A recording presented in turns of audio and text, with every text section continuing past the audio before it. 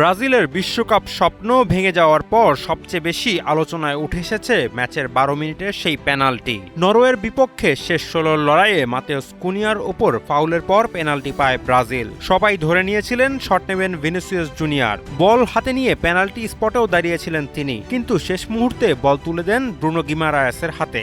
ব্রুনোর shot ঠেকিয়ে দেন প্রতিপক্ষ গোলরক্ষক, আর এভাবেই লিড নেওয়ার সুযোগ হারায় হেক্সা মিশনে থাকা ব্রাজিল।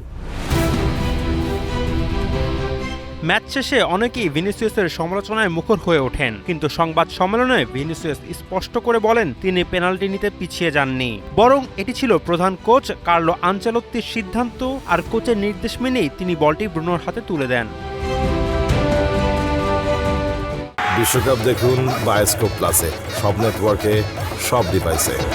পরে আনচেলত্তিও সেই সিদ্ধান্তের ব্যাখ্যা দেন। তিনি জানান, গত এক বছরের পরিসংখ্যান বিশ্লেষণ করে ব্রাজিলের সম্ভাব্য পেনাল্টি টেকারদের তালিকা তৈরি করা হয়েছিল।